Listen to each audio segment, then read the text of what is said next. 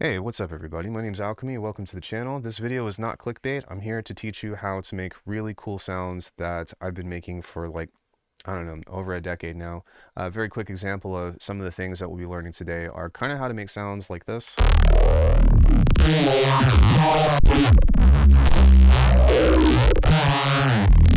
Classic staple in drum and bass halftime, and this is just something that I have become so fond of to a fault because this sound isn't actually even that popular anymore, but I've really spent a lot of time trying to perfect everything I know about this, and I'm here to impart a lot of the knowledge onto you in 2025 because I've got lots of videos on this already.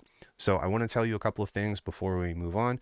For one, if you just want the sounds, stuff kind of like this pack in particular I'm working on, but I've got plenty of presets on my website on alckemy.com for Bitwig, Faceplant, a free pack for Vital, so it doesn't cost you anything, and Ableton, I believe, and Current, so several different synths. The other thing is that if you really want to get into what I'm doing as far as like modern tricks or modern things that I've just been exploring, that's for the ARCANUM masterclasses. Today we're going to be focusing on the general, like, here is the philosophy about how this works. This isn't going to be a specific sound design tutorial. I'm going to teach you why everything works the way it does, and then try to present it in a package that no matter what synth you have, it'll be something that you should hopefully be able to learn from. That being said, I want to answer some other questions first. Do you need Faceplant? No. Do you need Bitwig? No. Do you need Ableton? FL? No. I've done this on my phone. I've done this on a tablet. Anything that can create a filter, distortion, and detuned movement is really all you need. Do you need fancy plugins? Absolutely not. And in fact, while I'm walking through this with you, because we're going to do it from scratch, I'm going to kind of break down the components and stuff. But then once everything is said and done, I'll probably just make a very quick version in something like Bitwig so you can see how all of the information translates. I can't really stress that enough. This isn't about, oh, you need this synth or whatever. Like, throw that in the garbage. This is, what are the mechanics of what makes a Neuro bass? We should probably open up with what that is. A Neuro bass is really just a heavy movement bass with tons of processing. There's lots of different facets of it. You have, Neuro stuff that kind of sounds like Tipper. You have Neuro stuff that sounds like Noisia, which is what I tend to favor. You have Neuro stuff that Cohen Sound popularized. Back in the Neuro Hop days, people like Frequent, Copycat, so many. I can't give enough people credit for making such cool basses and stuff, but that's kind of the era that I really got the most inspired from, and that's where all this stuff comes into play. So what makes a Neuro bass? Like, what is the main components of it? You need a bass with movement, right? And probably one of the staples of movement when we talk about this stuff are a couple of things. For one, detuned waveforms. You don't actually have to have a respace, for example. So this is probably the most common thing that you'll hear as popularized in drum and bass. The very first respace that was made actually didn't sound like this, but just for, demonstration. If you listen to this, when the pitch goes up, you can hear the beating, right? So it sounds like it's pulsing. And that is one of my favorite pieces of movement that comes within this. But the thing is that you don't actually have to have that in order to create that movement. So for example, if you were to throw, let me just go into a sine wave here, or sorry, a saw wave with 0 movement, and I'll just grab a C. And let's say I grab a sampler. What I'm going to do is I'm going to close out of this very quickly, and then we'll grab that sound from here. Just nice and easy. We've got ourselves a saw wave, and now I'll just toss this into the sampler, and this is another way that you can do something like this. So if I toss this in here, and I set this to loop, and I grab this, and whatever, let me go ahead and raise the volume. When I pitch this up, you can hear that the movement is there, but it sounds a little bit different. And so whenever you're trying to distinguish, certain stuff with different beating and movement and all that, just keep in mind that there's several ways to get to this. The other thing that you can do, which I've talked about before in the channel, is you can actually get detuning through FM. Or sometimes you don't actually want the beating, you just want a phrase, and we'll talk about that here in a second. But if we take a listen to this, This is a saw wave with, let's go to a second harmonic. The harmonic doesn't matter. This is just for demonstration purposes. And I do something like this, but then I detune it just a bit.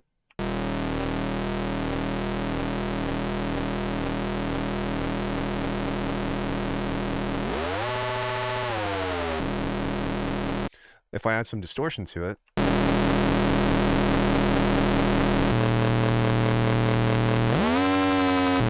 that's just a very basic example, but you can see that there's lots of different ways to access the movement. And that's where the beauty of this comes in, is many ways to get to the same or similar results. And that's why I still spend so much time with this stuff, because I'm still discovering things, while this is very basic, on a, you know, higher level or whatever, with coming up with cool and interesting ways to do that. And that's why I have so many preset packs, because I always find something new.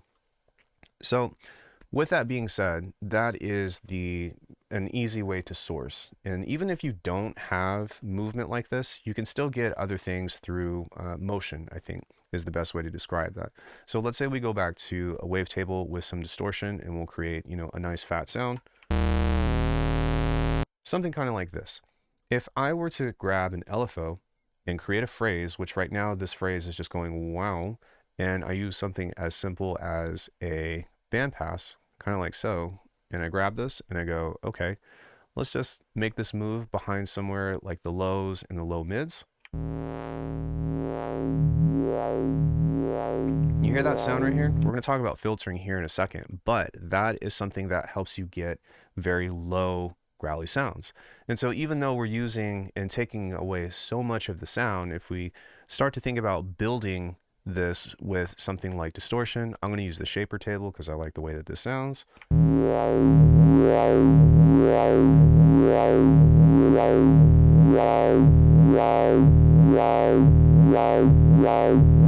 You can start to hear that we're already shaping a tone here. And because we have something that has a shape, that means that we can bound everything to this shape. For example, very simple things like perhaps, you know, the waveform. We can utilize another thing, a filtering, say something like a notch. This is really where things open up, and this is supposed to answer the other question of, do you have to frequency split? And the answer is no. You do need to be mindful about what you put on, but if you were to add something kind of like this, we used a filter again, and as a general rule of thumb, we can add, you know, more distortion. And again, this is a Goldilocks type of approach, but if you listen to this, now, in regards to motion and movement, I know that I'm really focusing on the pulsing aspect of the sound, but just to kind of paint another picture here, if I were to grab this and set this to C1, and I right-click this and go to 24, and I set this to the speed to go down, it's already there. Maybe I can set this to go up over the course of 23. If I use the pitch wheel now and I make this go up, this is actually going to move faster.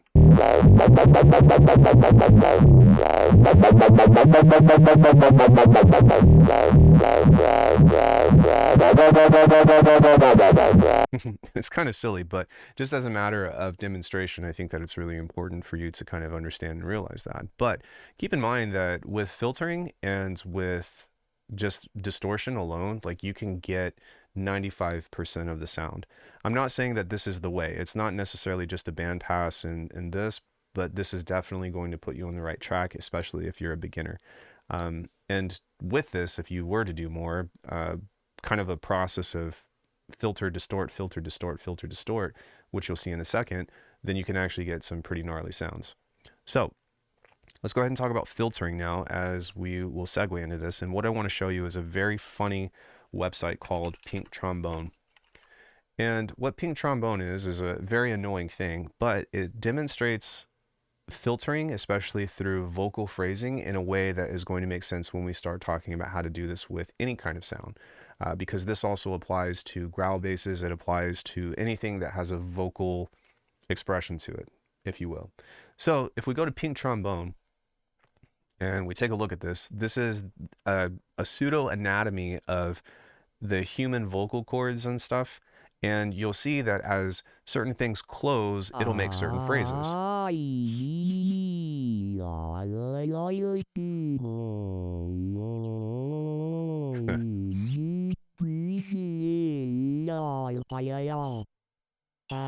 So you can see, like, as you move certain things and as we have the tongue control and the soft palate and blah, blah, blah, all that other stuff, you can see how it's shaping the sound in a vocal way.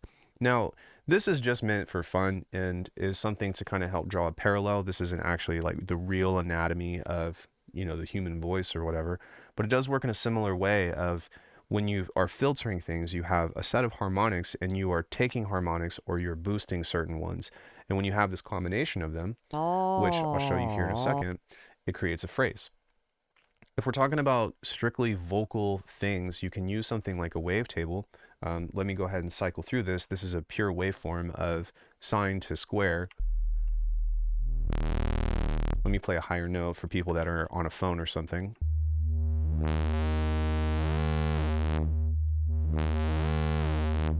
And there's already a sense of movement within it. But if we go into something and we understand what I just described about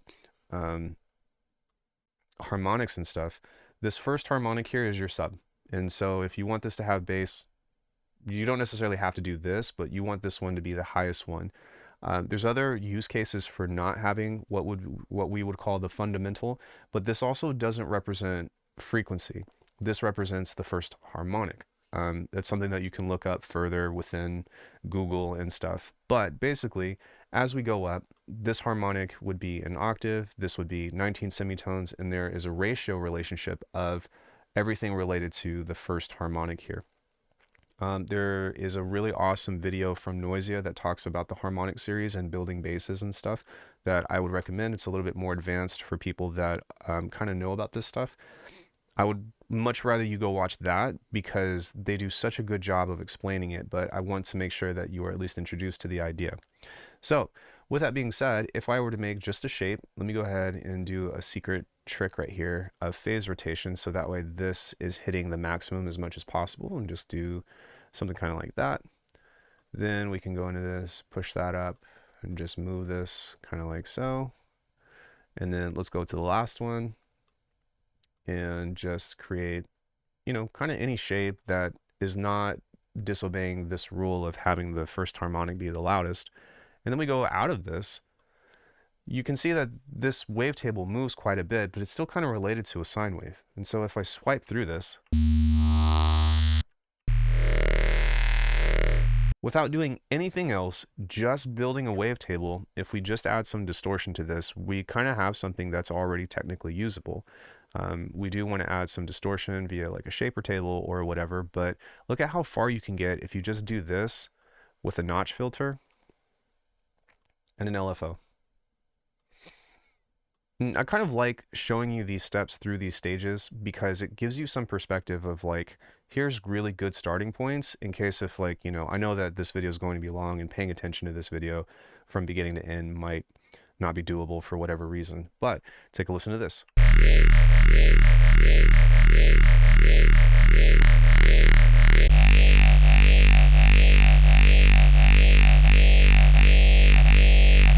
But in the same relationship that we were building with the pink trombone, this is essentially creating a filter.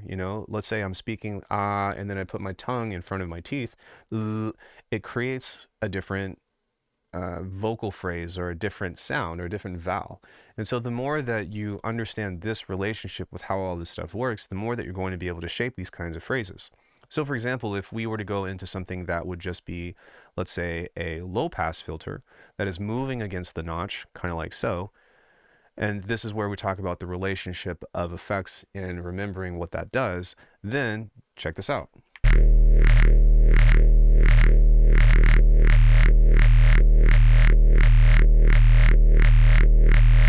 So now we're kind of getting into the sense of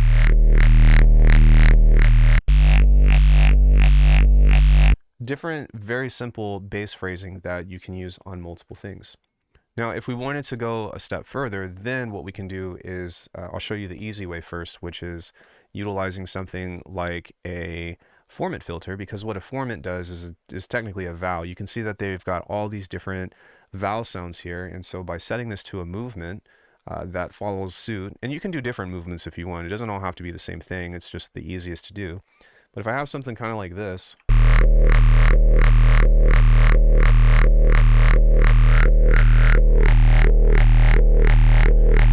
that we're already kind of starting to bring that out a little more. Now, the problem with the formant filter is that I don't like that I can't add a mix to it. So I typically don't use that. However, something that does help a lot is the slice EQ or a parametric EQ that you can use to create shapes with. And I want to turn off all these other effects first, because this is going to create like the big picture about how all this stuff works. So building up into this with understanding filtering, you can kind of make your own val if you have a parametric EQ. The thing that you want to look for is getting yourself a parametric EQ that has something either like scale or something that you can map individually to where things are pulling out. Now, something that Frequent, if you don't know who that is, go look him up. He's, you know, OG of Neuro and stuff. He's told me that the magic is in the middle. And so what I'm doing right now is setting up what we would call peaks and resonances and dips in order to shape a vowel. So if I were to play the sound without this, let's say I go into a mix and we just play the saw wave or whatever. Now, if I turn this up, let me go ahead and make this a little bit more dramatic.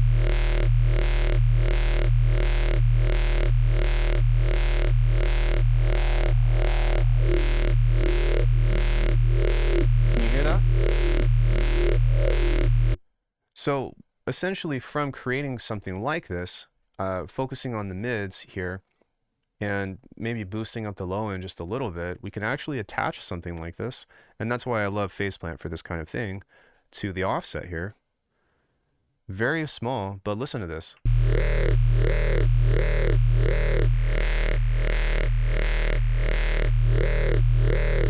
So again, if we add some distortion into this,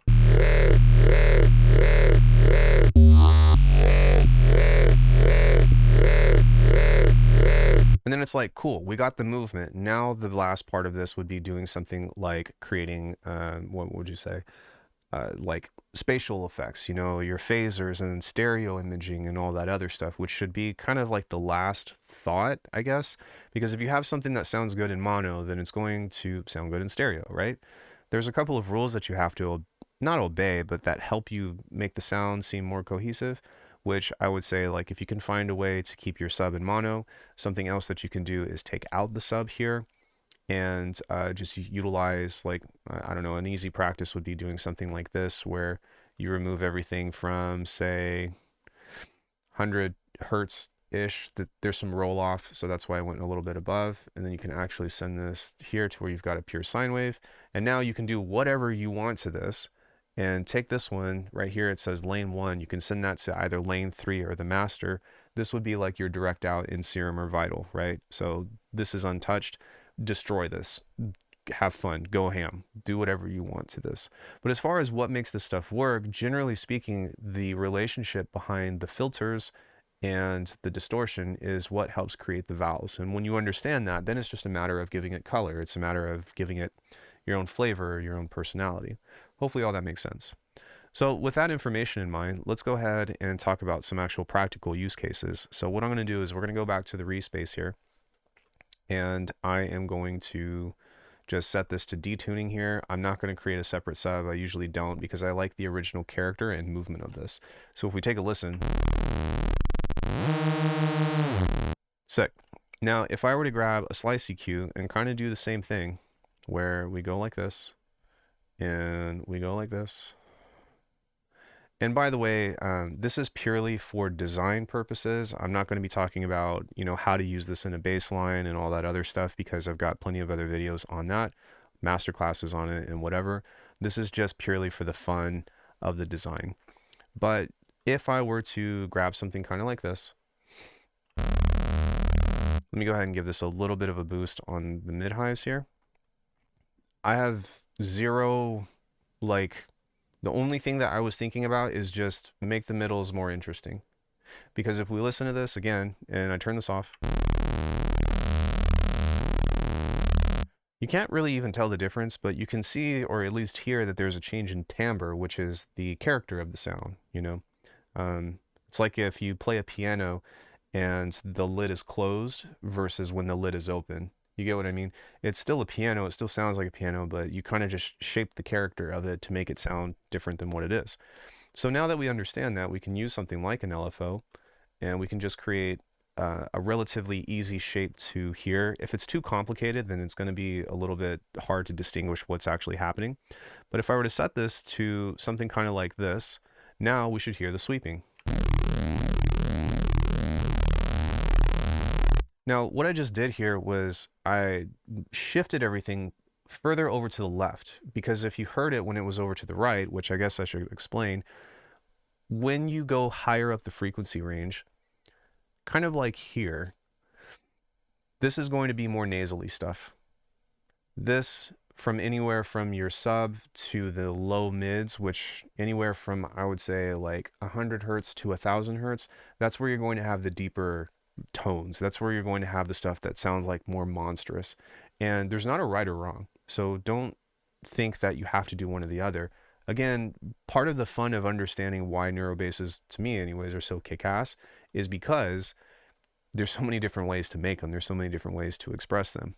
What you should be trying to do is understand what it is that you're doing whenever you apply stuff. And I would say that will come with practice. That will come with hopefully just, keeping my words of advice into account.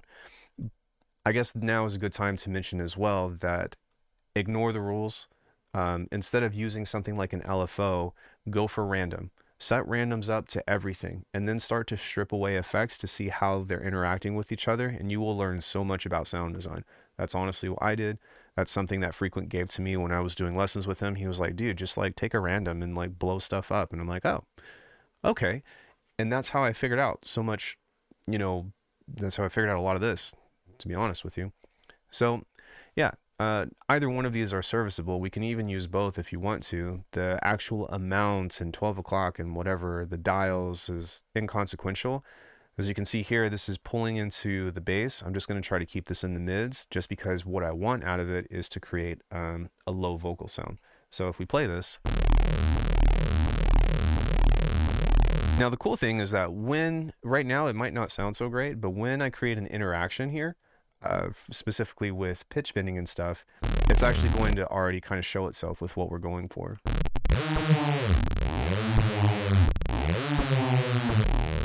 Let's say we make it a little bit slower.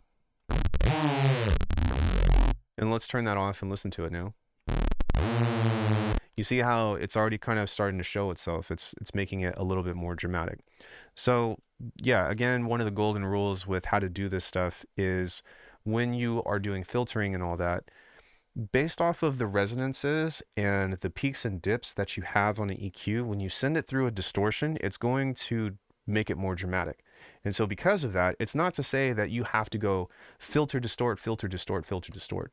But understand that if you catch something that you like and you want to make it more dramatic, you want to amplify it, then adding some distortion here, at moderate amounts or whatever, is going to help bring some of that accent back out.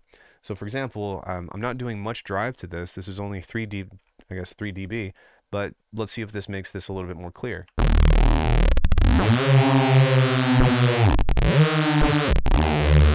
So to be honest with you, I mean, if I really wanted to, without doing anything else, I could just grab a filter here and just do this to where, you see this is going up, this is going down, this is going somewhere, it's going up, but I'm kind of just trying to make them go in opposition to each other, because if they all move together, sometimes it doesn't sound as interesting. I always try to pit, like if I use a bandpass with a notch, I try to make them cross because you're going to have an interaction in that low mid.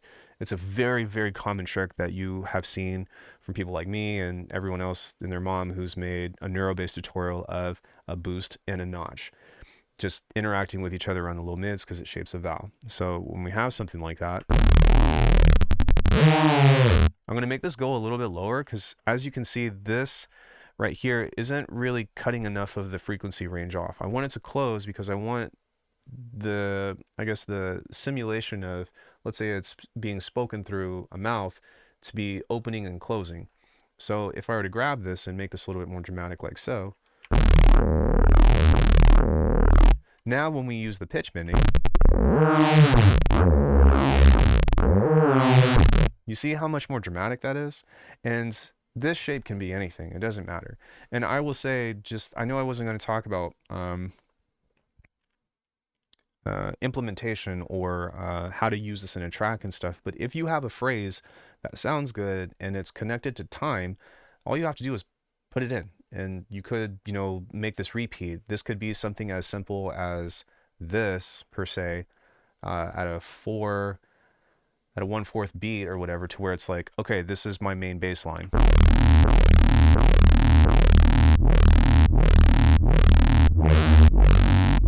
And then maybe you duplicate this and then you make another one. That's as far as I'm going to go with that, but just understand that you don't have to make it that complicated. If you do randomization, then a lot of times you're just searching for interactions that sound kind of cool. But I will say that in every other genre that is not drum and bass, this is key in my experience. Yeah, and I think that's important to say, that this isn't a rule, this is just my experience. It's a lot easier to use sounds like this as an effect as opposed to making it the main sound, because otherwise it just gets kind of boring because of how complex this sound is. It works really well if you have something that's kind of consistent, so maybe like a low pass Reese or something, or just an open Reese, and then as a fill or an accent or whatever, you implement the Neuro bass. Copycat is a great reference for that, where he's got, you know, an 808 and then has these little inflections and stuff of the movement that help create texture and contrast. Just one way to look at it.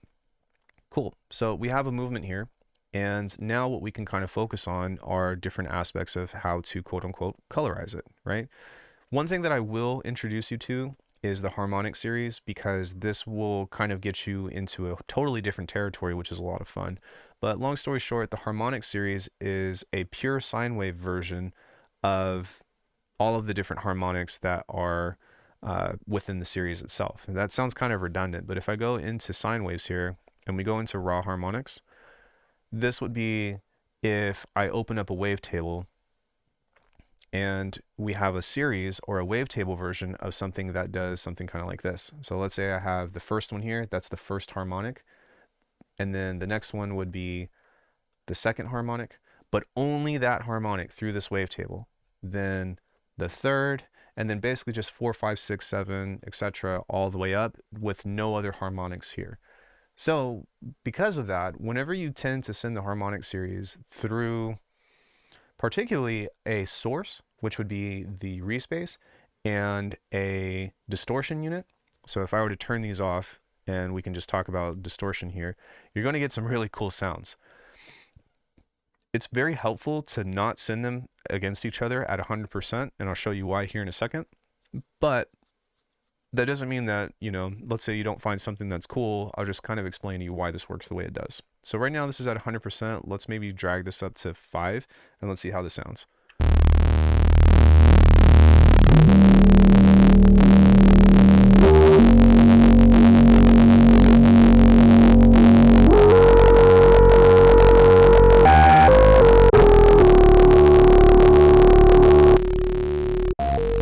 See how much cooler it sounds whenever you send that through distortion? Now, because this is at 100%, I think that this is just a phenomenon of just how these harmonics work. If we take a look at the frequency spectrum here, you see that? That is the loudest part of this sound. And what that is right there is this. And so because of that, if we take a listen to this, whenever you have a bass, generally, if it's supposed to be a bass, then you usually want your sub to be, you know, the biggest part, right? Or at least flat. So one or the other, either this way or make the sub come up. Because of that, I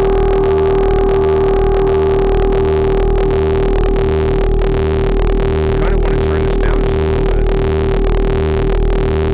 bit. And even though this isn't terrible, it still is a lot easier to work with. Something else that you could do is this, but if I were to kind of pull this out, you'll be able to hear that that's that harmonic that we're talking about. See, it goes away. Whereas if we pull it back up, it comes back. Whenever you add distortion, you're essentially adding harmonics. So if you have something that's just a pure sine wave, kind of like this, and I don't want to talk about the different kinds of distortion and all that other stuff, because that's something that you can look up. But if I have just a pure sine wave, it'll sound like this. And I want you to look at it on a spectrum here, which it's kind of small, but there's only one harmonic. As soon as we start to add distortion in, we are going to add extra harmonics. So right now we have a first, that's most likely a third, and then I don't know, probably a fifth because we have a soft shape, odd harmonics. So because of that, the more distortion that we add, the more harmonics that we add, right? Now we've got all of these little guys here. And so understanding that whenever we are shaping sounds both with filtering and wavetables and harmonics, like that's where you get into the nitty-gritty of how all this stuff works. Does that make sense? And that's what makes it really fun, because you can essentially strip a sound completely that's very complex or very simple and add all this stuff to it, and it's essentially limitless with how much you can go. I tend to try to go on the efficiency side of things because I'm like, how do I get this done with as little processing as possible, even though I have a beefy computer? That being said, you know, if you want some shortcuts, you can use something like the harmonic series to have something that's a starting point from here and here. And then when you add distortion to it, you're going to fill up the spaces here and fill up the spaces there to, you know, give yourself a more complete or full sound. Does it have to? Of course not. But this is part of like the geeking out thing with how all this stuff works. So with that being said, whenever we add all this stuff back, I don't think that we need multiple instances of this yet. We should have a relatively complex sound that has movement to it. So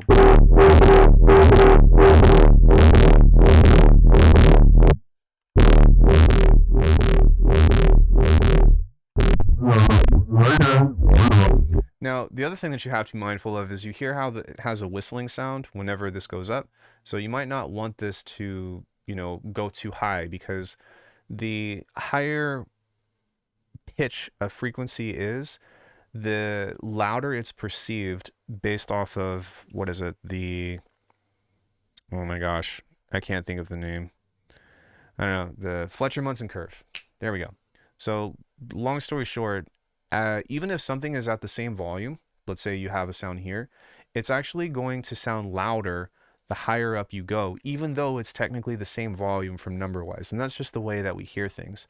So generally speaking, if you have something that's starting to rise up here, it might be best to kind of pull some of that stuff down if you know that you're going to be doing pitch bending and stuff, to try to keep it even or perceptively even.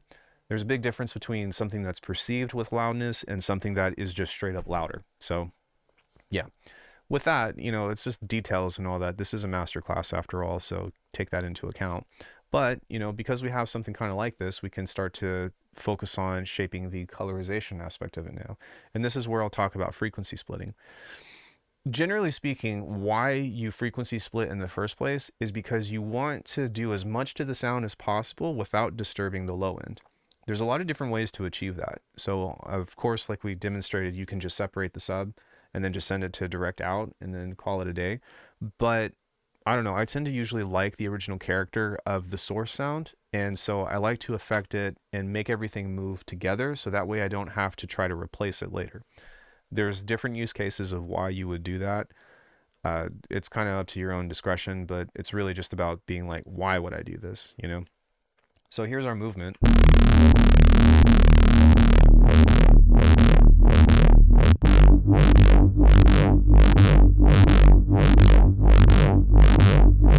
And now what we can focus on with this is going into something like multipass. Let me back up for a second.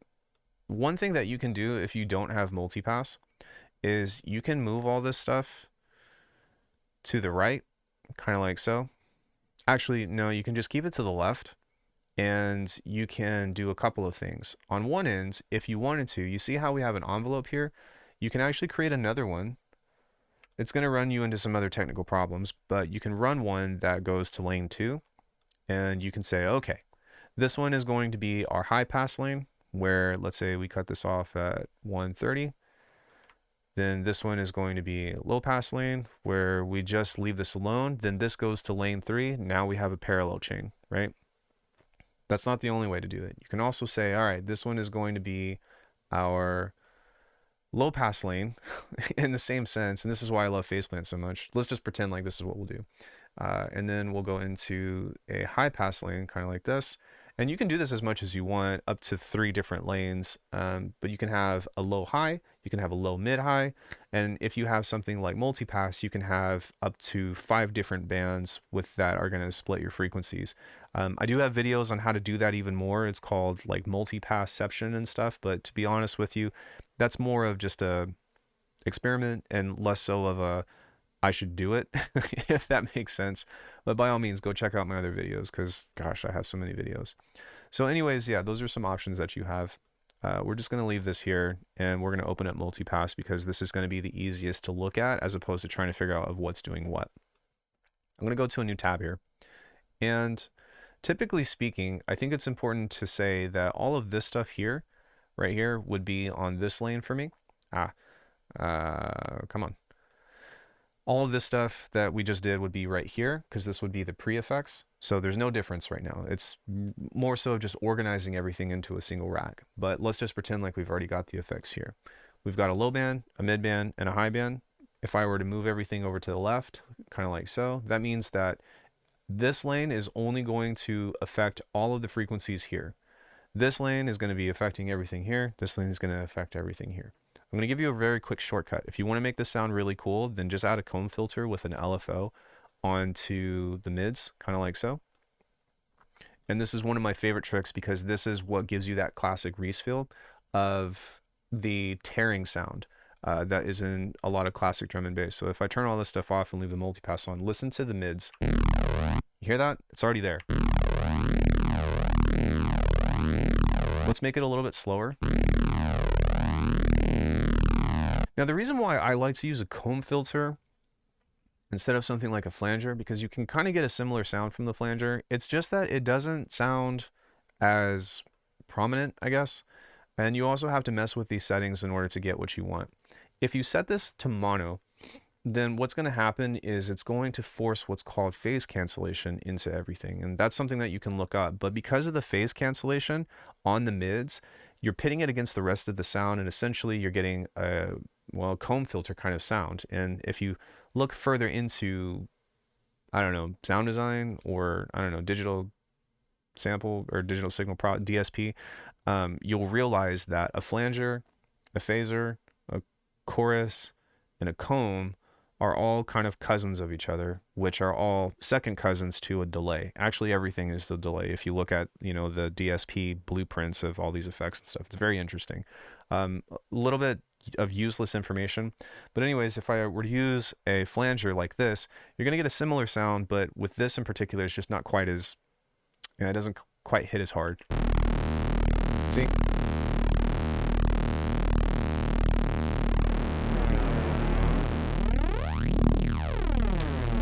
Now it's kind of there, but it doesn't sound as natural as if we were to just do it, you know what I mean, with the comb filter. And so I would say experiment, use your best judgment. I'm sure someone in the comments is going to be like, the flanger sounds cooler. That's great. I don't care. Like, do whatever you want. This is all just a guide. Okay. I'm going to stick with the comb filter. And what's really cool is that this sounds great whenever you pit the pitch bending with the comb filter just by itself. Like, take a listen to this. Sweet. So if we were to insert this stuff back into itself, I'm going to make this a little bit slower so that way we get both the detuning with the filtering to be more prominent. So we're already there. Everything that we do after this is just a bonus, right? Just a bonus. So because of that, if I were to maybe give ourselves a little bit of stereo now and use something like a phaser.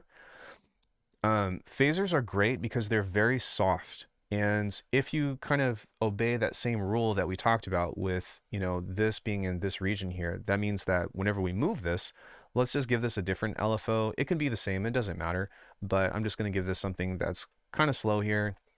We can accentuate a little bit of stereo, but we can also accentuate some of the vowel movements that the phaser is doing. Because what this essentially is a very soft peak and dip comb filter, if you will, that will move and kind of create more, I guess the practical sense of it is more vowels. I'm going to set this to bipolar because now it's going to go up and down to where the zero crossing point, not the zero crossing, but the 0 point is. That's a different thing with waveforms. But now take a listen.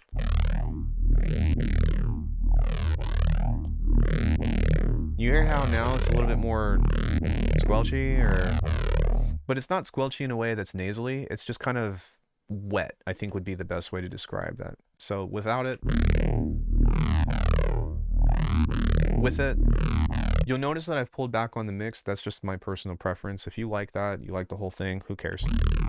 Sure, go for it. I don't really care. One thing that we can do is we can try to excite, or we can try to add a top end to this. There's a lot of different ways to do that. I'll show you a couple of examples. If you have Saturator, I like this because there's a couple of things that we can do with it to help modify it. So for one, this color thing, I think this is more of just like a mid boost or something, if you will. I will say that it makes a difference. Let me turn this off whenever you move this. So take a listen to it. Let me turn the other stuff off because I want you to be able to hear what this is doing. So, crap, not that, just this.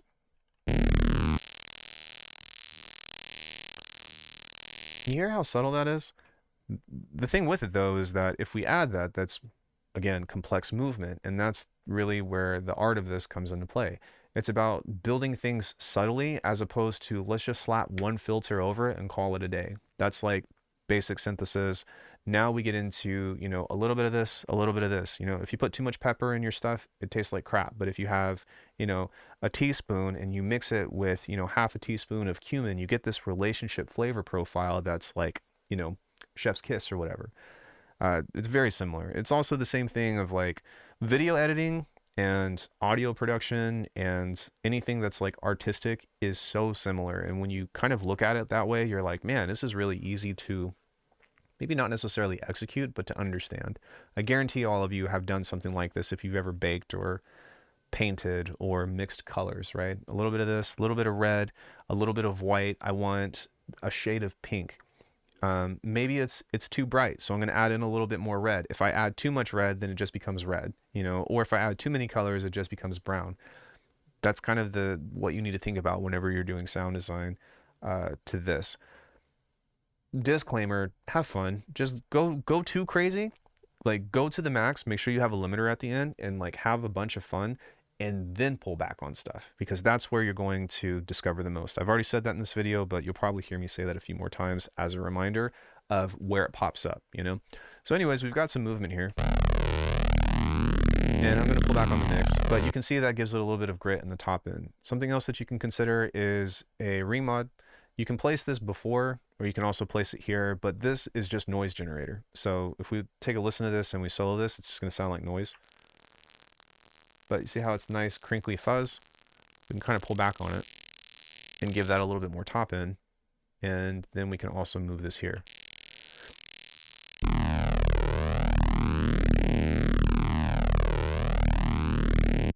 Sounds great.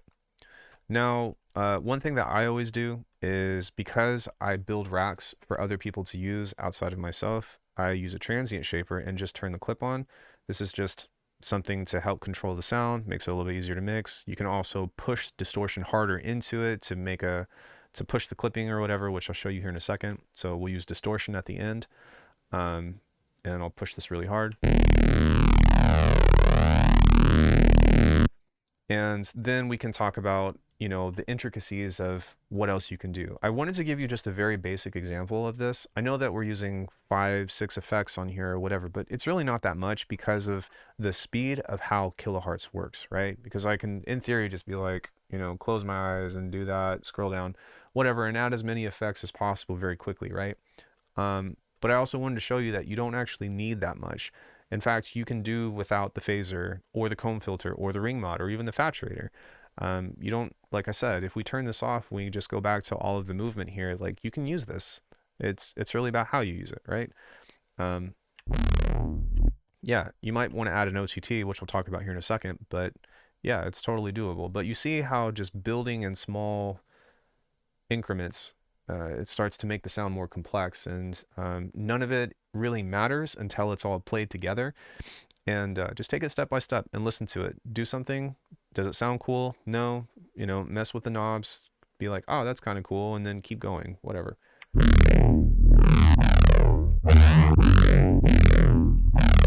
Sick. So something that we can do to make this a little bit more dramatic is we can add more filtering to this if we wanted to. So for example, I can make this kind of scoop up kind of like so, and then we can apply the same trick that we did last time with, something like this. And again, I'm not really thinking about this too much other than the general slope of this is going to come downwards. You want to try to avoid doing stuff like this because sometimes, especially if you have too much distortion or even delays or something, you're going to get really hard resonances. It's going to hurt your ears. So generally speaking, if I know that I'm going to scooch this forward, then all of this stuff needs to kind of tame out. And one way to do that, if you are keen on just making the absolute craziest thing, is to have this set to the same LFO. So if this goes up, kind of like so, then you can set the mix to go down. So that way when it goes up, it evens out, it makes it more tame, and then when it goes back up. And that's just one way that I think about this. And this is a good time to explain that even though if you take a look at some of my preset packs, if you look at the anatomy, they all look very similar, but there's a reason why they look similar. But if you look at the actual, construction of them, there's very small details kind of like this, which is why I charge money for it. But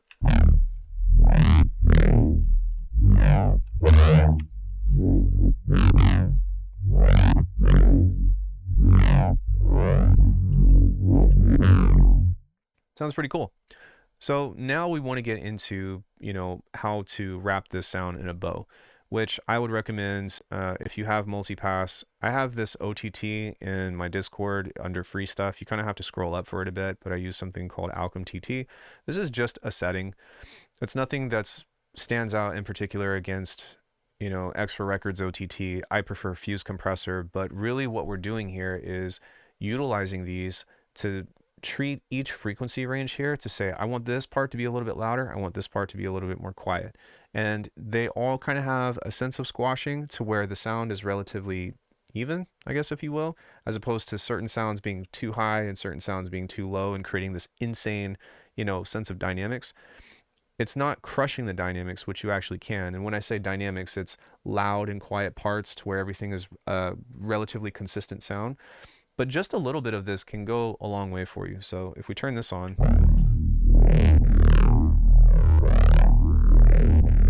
if we went crazy with this and we started pulling things up like this is upwards compression, this is downwards compression.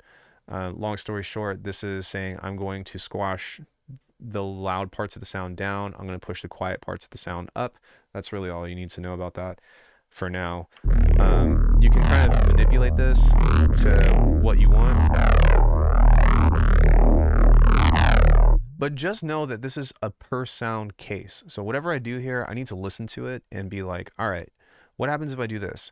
Well, it kind of sounds cool here, but then if I pitch it up or whatever, it sounds extremely resonant and, all that stuff. And then if it's like kind of too chaotic, that's when you back off the mix because you're trying to find the middle ground of that. And of course, going back in and being aware of what you're boosting and stuff with your filters and all that will be helpful. But yeah. So now that we have that,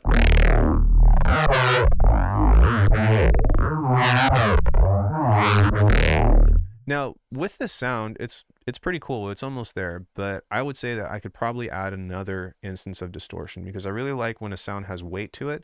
So I'm just going to crank this up by a few decibels and see if I can get away with not destroying the sound, but making it even beefier. I think it's okay.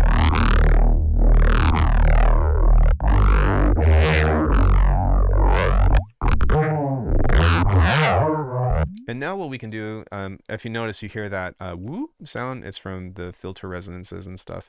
But we can kind of come into this and create different shapes now for those phrases, which we'll have to do with this as well.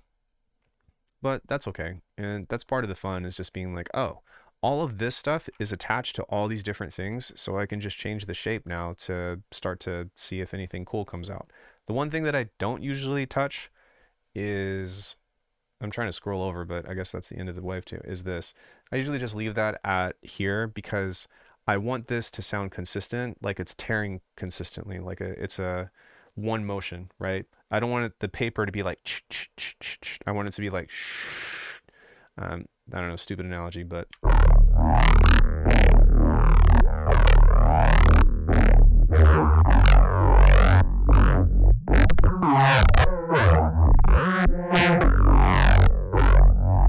as you can hear, you know, all of the sounds and stuff are there.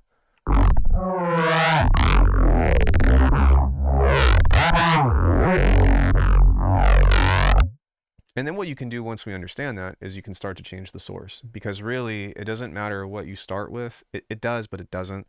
Having everything in place with this is going to give you lots of options. So let's explore some of those. Now I'll change it to a square.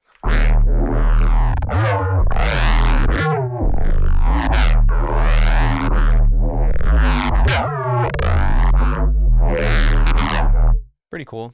Let's do something where we apply some FM. So I'm just going to pull up a wavetable so that way I don't have to make another one, but we can do something like, sorry, Corey and I are obsessed with high racks. So now what we have here is a little bit of this. We'll set this to 2. Excuse me. And let's just take a listen to how that sounds.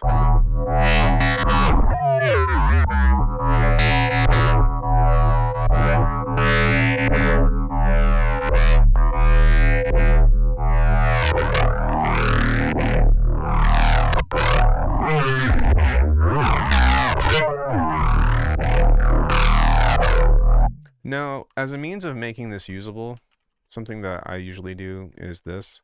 I'll go back and talk about reverb here in a second, but I usually add a clipper and another instance of fuse compressor because this just sounds really good.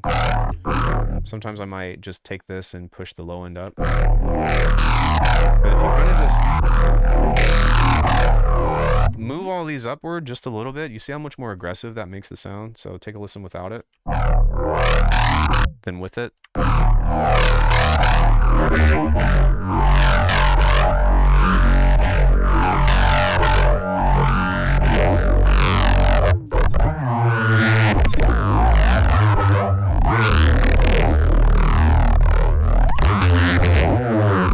And of course, the more that you start to shape the filtering and all that other stuff and change the speed or whatever, that's how you're going to get into your phrases. But what we've done is we've set up a framework for everything to move together. And now when it comes into like, what if I wanted to go blah? Oh, okay, well, you just make the shape, you know? That's where you're going to have to use some of your imagination to be like, I want it to go donk. All right, well, you make that shape of donk. That being said, with this framework, you can swap out the sources, you can change a lot of stuff about it. If you want to add reverb, something that is great about frequency splitting is that we can add a reverb to either this or this. So one thing that I like to do is use a convolver and grab something like this, maybe a garage, and I don't want to leave it on because if I do that, then take a listen. It's too much, right? So what I can do instead is use something like an audio follower to move this downward and then set this up. So that way, whenever the sound is playing, it's going to duck out a little bit. And then when the sound stops, there will be a tail. So take a listen. We need to turn the gain up on this so that way it cuts a little harder. So look here.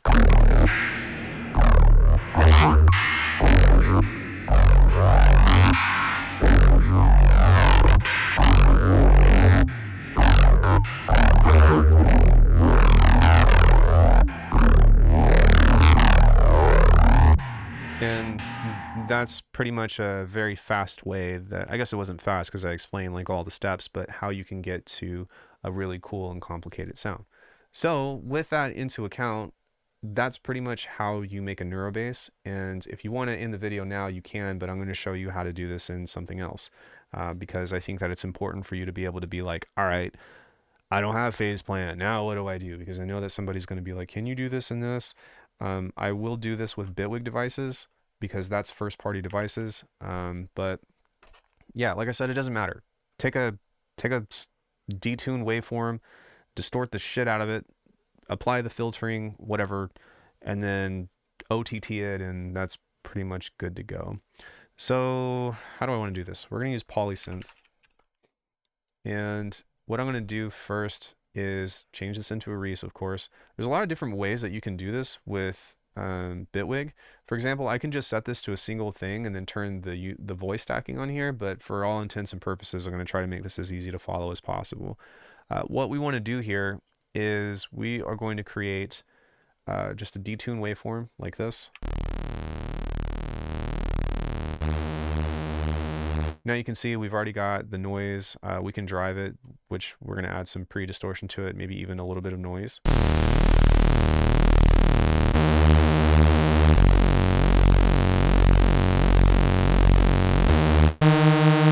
You can hear that we have that sense of pulsing already. Very quickly, something that I think that might be worth showing you is that your pulsing behavior is going to differ from synth to synth. That's actually a really good point. So if I pull up Polymer, check this out. I'm going to go to Wavetable here. Thank you for the follow, whoever that was. I'm not currently streaming, but I just leave that on. If I go to Wavetable and we go to some of this stuff here with the unison stacking, we can go to the index, which would be a saw wave. I'm on a beta right now, so that's why it looks like that, or is not showing.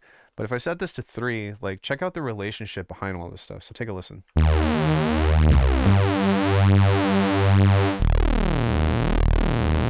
Focused.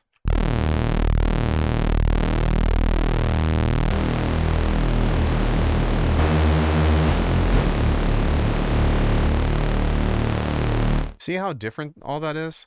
It makes a really big change. Likewise, if I go back to polysynth, and this is just with Bitwig stuff, but if I go to here and we go to voice stacking to 2, and I grab this and go to the pitch here and pitch this in the same distance as if I were to just do it here, it's also going to sound different. Let's go back to 1. Let's go back to 2.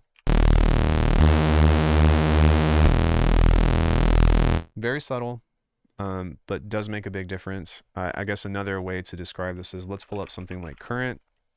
The reason why I'm showing you this is because, for one, it was something that I had to figure out, but there's a very clear difference behind how all this stuff interacts, and that's a good thing. But like, don't freak out if you're not getting the right movement and stuff. You're not doing something wrong. It's just the way that the synth is behaving, and you might want to switch to one that gives you, you know, more of a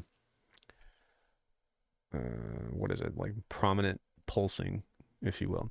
So if I have a saw wave here within something like current, and then I go to where do I go here? If I go to the voices, unison to 2, and I hit enter, and then the detuning is here, listen to this. It's kind of there, but if I keep this at 1, and I turn this oscillator on, and the detuning here, let's say the fine is plus 21, and then the fine here is minus 23. Listen to this. It's a lot more prominent. You might even want to do something like this. This doesn't affect the relationship of the unison. This is just turning it up. But that's something that I'm looking for. I want to hear that consistent pulsing. That's my own personal preference. That doesn't mean that you need to have that. It's just something that I like. It gives me a good starting point because I know that it's going to interact with the filtering in a way that I like. So yeah, let's continue. Right now, there's no filtering on this, whatever. I could show you a couple of expressions of this, but let's just go ahead and jump into distortion, which will go to the filter plus. Now, one thing that we can do with this is we have lots of different distortion types. We have lots of different filtering types, but I'm actually going to turn this off for now. It's just going to make things easier. So for one, now that we've pushed this is going to be very loud.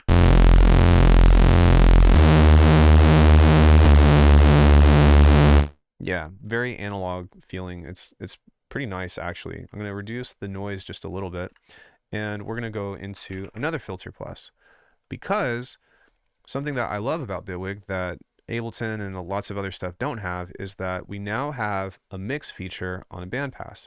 So even if you do something like this, where you mix this in, actually let's go to 100%, see it's bandpassed, but then we pull this back, we're going to get some of the mid movement that we're going to introduce, but we also are going to be able to preserve both some of the low end and the high end.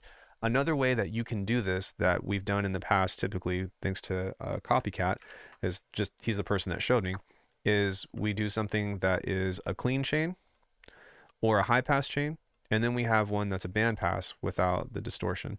And so what we're doing here with this is we can introduce the band pass movement, kind of like so, and then we can kind of just introduce just a tad of the rest of the frequency range, so that way we're essentially creating what would be a mix. We don't really have to do that. And in fact, this is just an option of, I don't know, I guess it's kind of half history lesson, half, hey, you don't have to work that hard anymore, which is kind of nice. So I'm trying to pull this out. Thank you.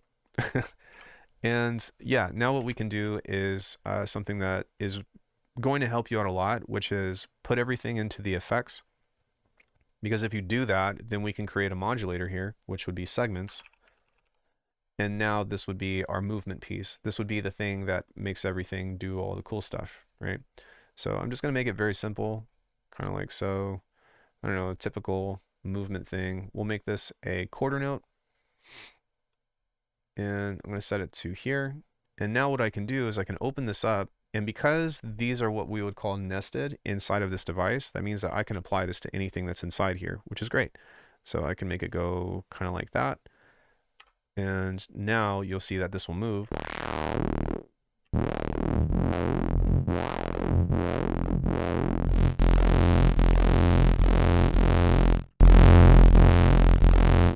And pretty much what I'm doing now is just kind of setting that here.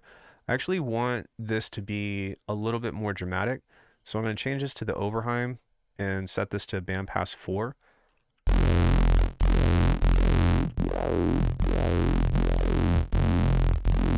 And I can right click this and go back into this and make this adjust here. So you can see now that we're already kind of getting into, you know, that movement territory. And this is just one way or one expression that we can do with this. What I've also done is I've switched this to where I've immediately started filtering, and then I put it through the distortion. So I just want to hear how that sounds. You might be asking me, Alckemy, why don't we just use a bandpass here, whatever. You can do that, absolutely. I just want to show you options because I don't want you to be pigeonholed into this stuff. These things right here we can actually take off. I don't want them to distract you because we're not using them. It's for other tools that I utilize. Some other things that you can do with Bitwig is instead of using the filter plus, you can use sweep, which sure, let's do that. You can see that this is a notch, this is a low pass.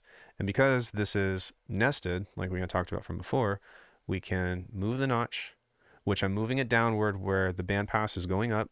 And then I can move this downward as well. And so because of that, now we're going to have some other movement introduced here to where there's going to be just more filter interactions.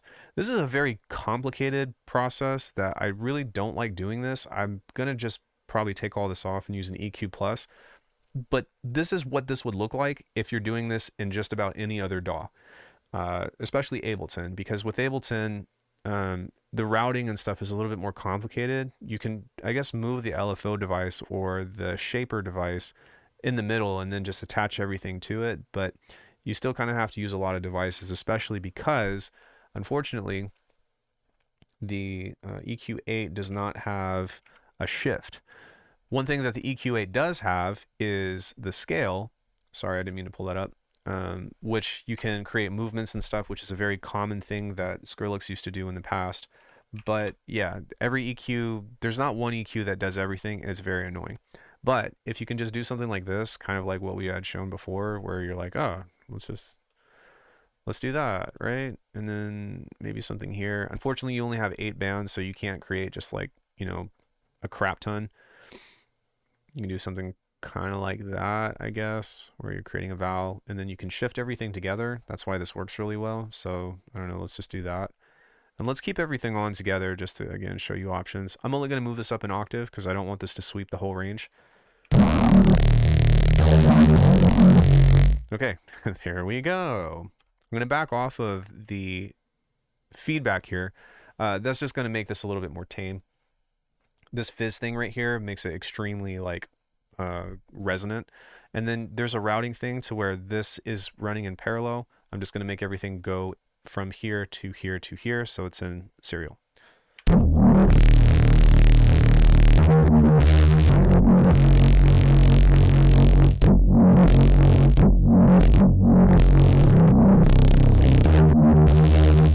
without going any further, you can already hear like it's already practically there.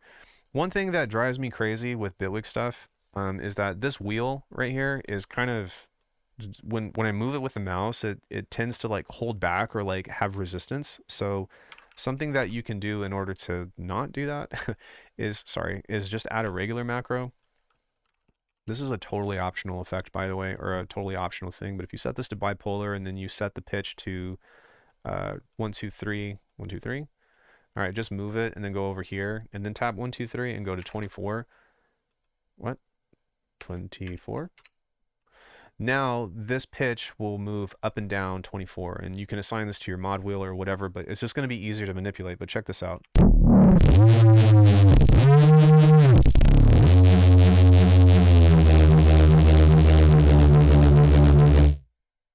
So you can see like we're already pretty much there. This is not rotating, which we can set it to if we want to. So we can open this up and set this to a window to where it repeats.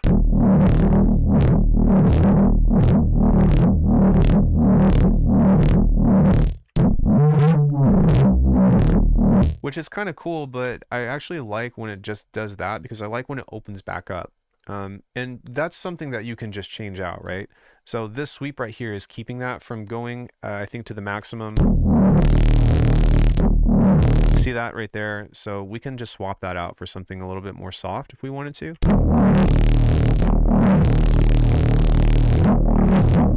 Or what we can also do is pull this back up and keep this to the top. And so as you can see, what I'm doing here is paying attention to how this is affecting everything that I've connected to it. And I know now that if this is open a little bit longer, we're going to get the full frequency sound for a little bit more. Maybe what I want to do is this one. There we go. Okay. Sorry, it was opposite. So let's do something like this.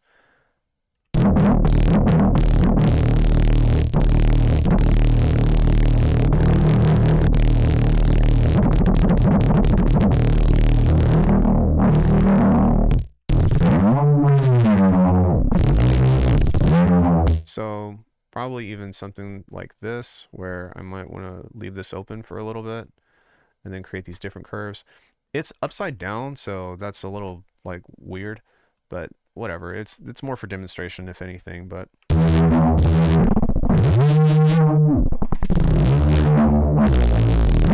okay, that's a little bit better. So now that we understand that, we can do a couple more things. So for one, if you notice, I only used two instances of distortion and then a few filters, right? We can talk about the colorization part. The first thing that I'm actually going to do is I'm going to grab an over because this is Bitwig's latest and greatest clipper. This has been one of the best additions that Bitwig has added. Thank you so much for listening to the community. I don't know if that was planned or not, but yes, I love you all for that. Sorry, just a side note. But something else that we have is an auto splitter, which is an FX3. And what this does, low, mids, and highs. I don't actually like to use this because there is a weird phase rotation that makes it sound too different in a way that like I feel like weakens the signal. But that being said, you absolutely can do something like this. We are going to end up using this, but I want to show you an alternative route in case if you're using something like Ableton or you are using Patcher in FL Studio. I'm trying to just be as like fluid as possible with like, hey, if you don't have this, you can use this because again, all of this stuff is possible with whatever you have. If you have Reaper, you can do this stuff. I don't know, Reaper doesn't usually have a lot of great tools, but I know that you can do this. So sorry.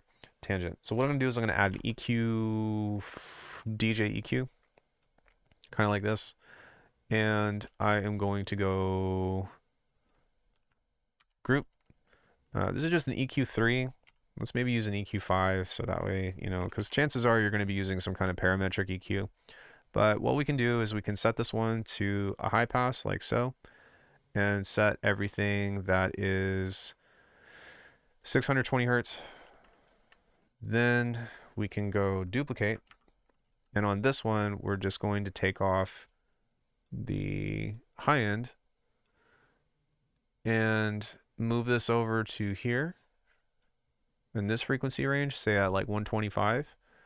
And then we'll duplicate this again. And we will turn this off.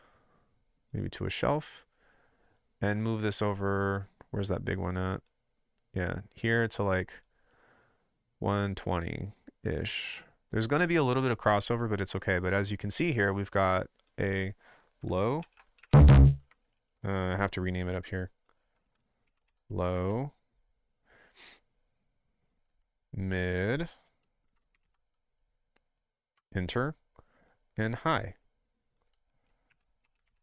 And so to further exaggerate this, we can make this a cool color. We can make this, I don't know, kind of a mid spicy color. And then we can make this high because high is hot. It's, you know, whatever. I don't have synesthesia, but it's just for demonstration purposes. But anyways, leave the lows alone, add your chorus and shit to the mids, distort the highs is a typical thing. Do whatever you want. One thing that you might just want to be mindful of is if you leave the low end in mono, it's usually going to sound okay, no matter what you do to the mid and highs, or you can use a separate sub, kind of like what I talked about. But this rack right here is pretty much the exact same thing as this. So this just kind of puts it in a rack for you that makes it easier to work with. So if we did something kind of like chorus, sure, we can use the chorus plus. At this point, don't worry so much about how I'm going to change the sounds and stuff, because you're probably going to be using different effects. But what I might do is just play with the mix a bit. Then what I can do is grab a phaser. We're just going to use the regular phaser on this. This already has movement on it, so we can just leave it and maybe just back off of the mix. But I mean, what we've essentially done now is created a wideness to it. So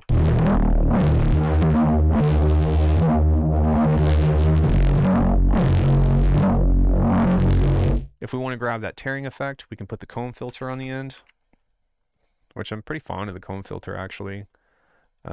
We can kind of just change it to either positive or negative, as you can see, and now we should be able to get some of that cool.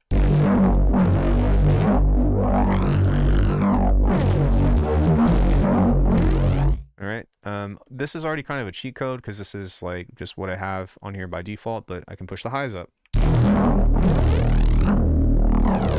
And then what I'm going to do on these is just back off of everything on here to make it a little bit more subtle. And now that we have this, we can kind of place this anywhere. So maybe I want to put this before the EQ plus. Sometimes if you send stereo effects into the filtering, it can make it sound cooler. There's not a right or wrong, just mess with it. But because of that, what we would want to do now is I could teach you how to make an OTT inside of Bitwig using the frequency plus because it's nonlinear thanks to Cage. I'm not going to do that though. I'm just going to maybe cheat and use OTT. Let's do the free one because I'm sure that people are going to be like fuse compressor. We'll just do that. So basically what you want to do is move this down just a little bit and then move the downward up. And that should probably boost the sound pretty well without having to change anything else here. You can make the time a little bit longer as well if you want. Sorry, move this downward.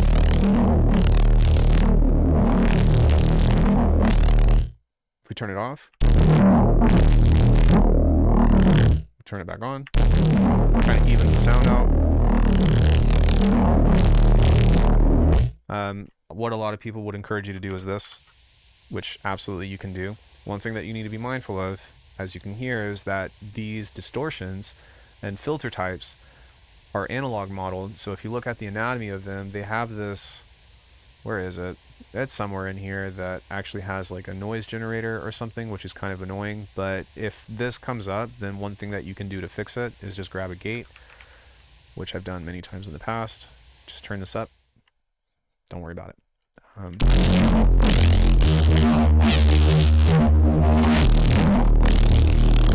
As you can hear, it's a very different sound, but it's still getting into all of the right things. You know, if we want this to be a little less distorted, because right now it's extremely aggressive, we can back off of some of the drive.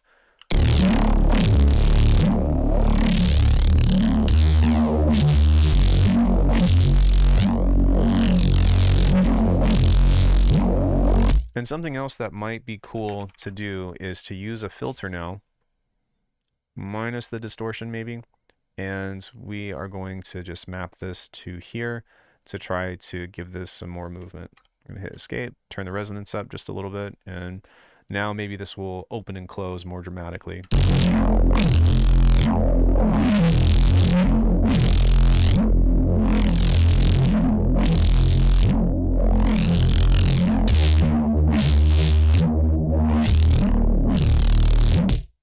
And so because of that, we can, you know, change the shape now and do all different kinds of stuff in order to make this extremely aggressive. So we can make the start open and then kind of do a weird, you know, phrase thing here where it closes at the end, kind of like so. And then we can modify the speed of it.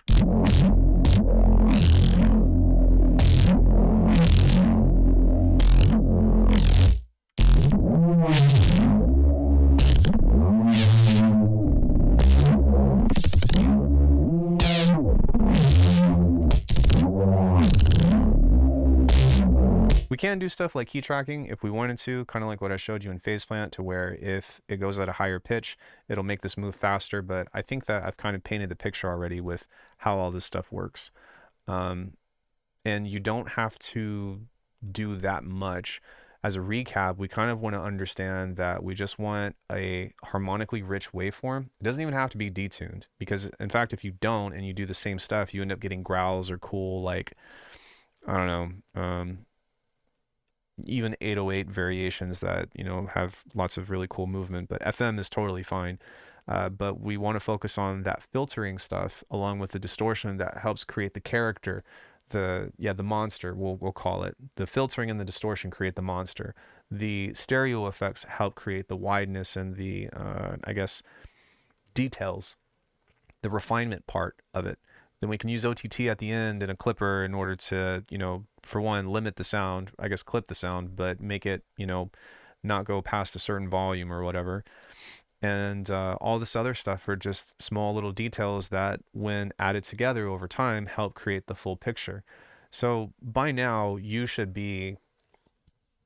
have so much to play with.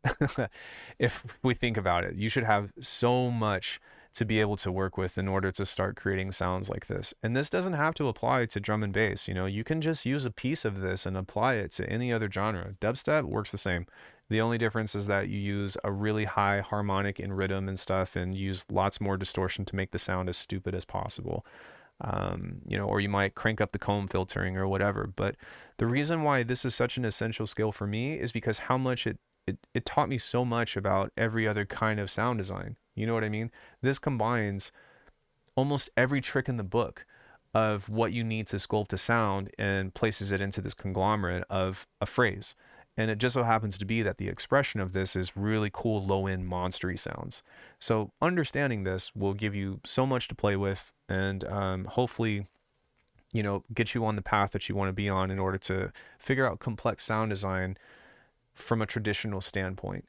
Because there's so many tools now and presets and blah, blah, blah that you can use just to kind of get you there. But for people like me who wanted to take the journey to figure this stuff out, this is kind of a culmination of over a decade of experience.